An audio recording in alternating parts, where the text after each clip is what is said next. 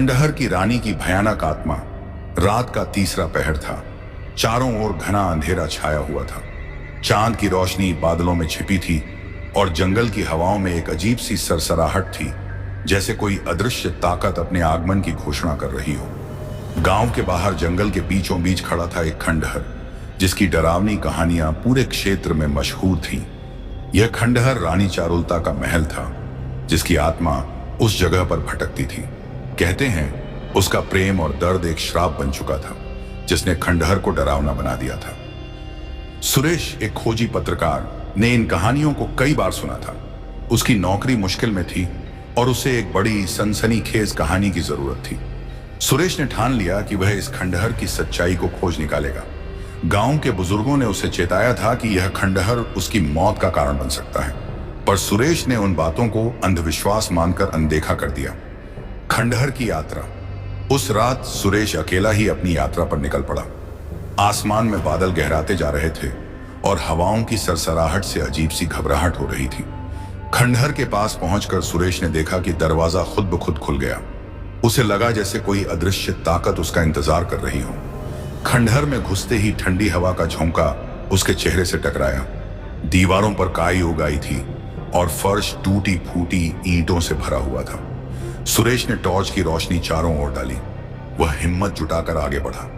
हर कदम पर उसे ऐसा महसूस हो रहा था कि कोई उसकी हर हरकत पर नजर रख रहा है। तभी उसे दूर एक हल्की रोशनी दिखाई दी। वह उत्सुकता से उसकी ओर बढ़ा। जैसे ही वह रोशनी के पास पहुंचा, उसने देखा कि वहां एक पुरानी तस्वीर थी। उस तस्वीर में एक सुंदर रानी अपने राजा के साथ खड़ी थी। सुरेश ने उसे गौर से देखा। उसके दिल में एक अजीब सी बेचैनी उठी। रानी की तस्वीर और खंडहर का रहस्य। सुरेश ने उस तस्वीर को ध्यान से देखा। रानी की आंखों में एक गहरी उदासी थी, जैसे वह कुछ कहना चाहती हो। उसकी मुस्कान में भी एक रहस्य छिपा हुआ था। सुरेश ने सोचा कि शायद यह रानी चारुलता ही थी। उसने अपनी नोटबुक में इस तस्वीर का वर्णन करना शुरू किया। तभी सुरेश ने एक अजीब सी आवाज सुनी, जो उसके पीछे से आ रही थी। क्या तुम मुझे पहचानते हो? सुरेश ने चौंक कर पलटा। वहां कोई नहीं था, लेकिन वह महसूस कर रहा था कि कोई उसके आसपास है। उसने अपनी टॉर्च को चारों ओर घुमाया, पर वहां सिर्फ खंडहर की दीवारें और धूल थी। क्या तुम मेरे पास आओगे? फिर वही आवाज आई, पर अब यह और भी स्पष्ट थी। सुरेश ने एक कदम पीछे हटते हुए कहा, कौन हो तुम? उसकी आवाज में हल्का ट्रेमर था। अचानक वहां से ठंडी हवा का एक झोंका गुजरा। सुरेश ने देखा कि तस्वीर में से रानी का चेहरा जैसे जीवंत हो गया था। उसकी आंखों में आंसू थे और वह अब बात कर रही थी। मैं चारुलता हूं, मैं यहां बंदी हूं। मेरे प्रेम की कहानी सुनोगे? प्रेम की कहानी? सुरेश का दिल तेजी से धड़कने लगा। हाँ, मुझे बताओ, तुम क्यों यहां हो? चारुलता ने एक गहरी सांस भरी और कहा, मेरी कहानी एक पुरानी है। मेरे पति राजा हरिपाल ने मुझसे बहुत प्रेम किया, पर एक तांत्रिक ने हमारी प्रेम कहानी को श्रापित कर दिया। उसने कहा कि मैं और राजा कभी एक नहीं हो पाएंगे। मेरी आत्मा यहाँ इस खंडहर में बंधी हुई है। हर रात मैं इस महल में प्रेम की तलाश करती हूँ, लेकिन मेरा प्रेम हर बार मुझसे छूट जाता है। अब तुम ही मेरे लिए एकमात्र आशा हो। सुरेश ने उसके शब्दों को ध्यान से सुना। उसे समझ में आ गया कि रानी की आत्मा उस खंडहर में क्यों भटक रही थी। मैं तुम्हारी मदद कैसे कर सकता हूं? उसने पूछा। चारुलता ने कहा, तुम्हें मेरे श्राप को तोड़ने के लिए एक विशेष पूजा करनी होगी। तुम्हें पहले मेरी आत्मा को समझना होगा, फिर इस खंडहर की भव्यता को पुनर्जीवित करना होगा। रात का रहस्य और पूजा का प्रयास। सुरेश ने हिम्मत जुटाते हुए कहा, मैं तुम्हारी मदद करूंगा। मुझे बताओ, मुझे क्या करना होगा? चारुलता ने धीरे धीरे कहा, तुम्हें इस खंडहर के चारों ओर जाकर विशेष रत्न इकट्ठा करने होंगे। यह रत्न इस श्राप को तोड़ने के लिए आवश्यक हैं।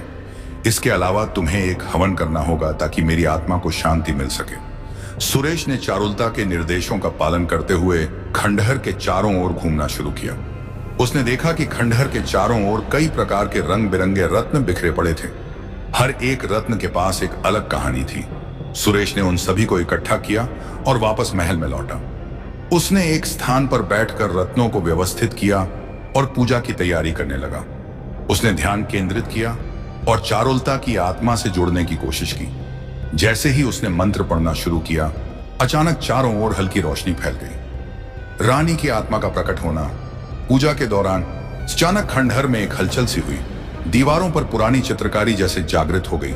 सुरेश ने देखा कि रानी की आत्मा धीरे धीरे उसके सामने प्रकट हो रही थी। उसकी आंखों में एक नई आशा थी। तुमने मेरा श्राप तोड़ने की हिम्मत दिखाई है सुरेश। अब मैं तुम्हें अपने दिल की बात बताना चाहती हूँ।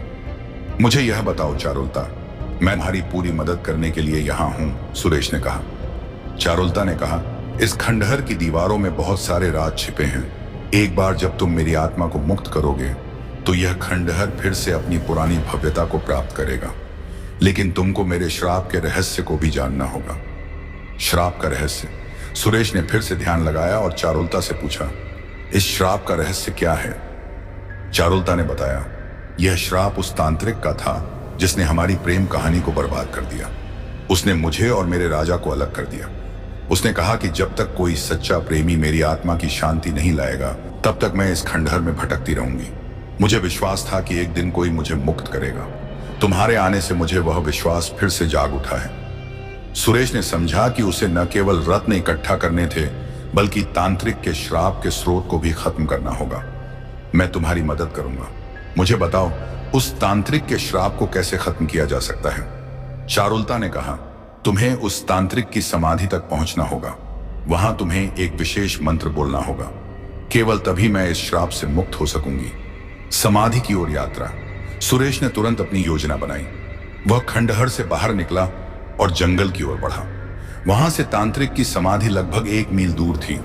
सुरेश ने अपने मन में हिम्मत जुटाई और उस दिशा में चल पड़ा। जंगल में अंधेरा घना हो रहा था। सुरेश को डर लगने लगा, लेकिन उसने अपनी हिम्मत नहीं हारी। कुछ देर बाद वह एक पुरानी समाधि के पास पहुंचा। वहां एक गहरी शांति थी, लेकिन सुरेश के दिल में बेचैनी थी। समाधि के पास पहुंचते ही उसे एक सर्द हवा का झोंका महसूस हुआ।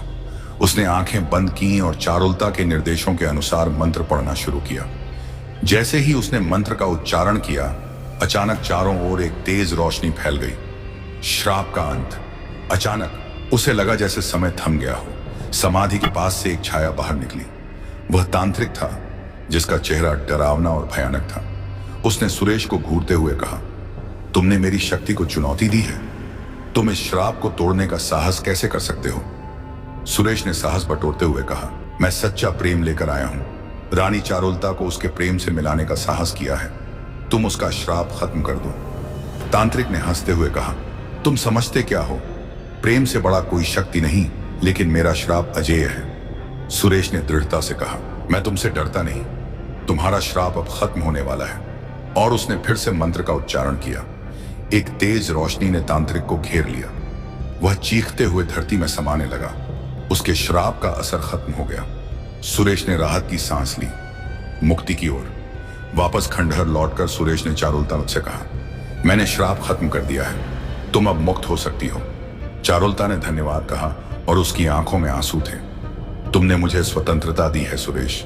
अब मैं अपने प्रेम में फिर से जीवित हो सकूंगी। चांद की रोशनी में चारुलता की आत्मा ने एक अंतिम बार सुरेश को देखा और धीरे धीरे गायब हो गई। खंडहर में अचानक एक नया जीवन भर गया। दीवारों पर फिर से रंग और रोशनी लौट आई। सुरेश ने महसूस किया कि खंडहर अब एक सुंदर महल में बदल रहा था। महल का पुनर्निर्माण। सुरेश ने देखा कि आसपास लोग आ रहे हैं। गांव के लोग खंडहर को फिर से महल बनाने के लिए तैयार हो रहे थे।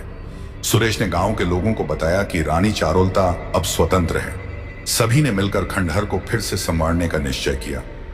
महल का पुनर्निर्माण बहुत ही भव्य हुआ। सुरेश ने रानी की कहानी को सबके साथ साझा किया। धीरे धीरे महल की प्रसिद्धि बढ़ने लगी और लोग वहां आने लगे। खंडहर अब डरावना नहीं रहा, बल्कि प्रेम और विश्वास की कहानी बन गया था।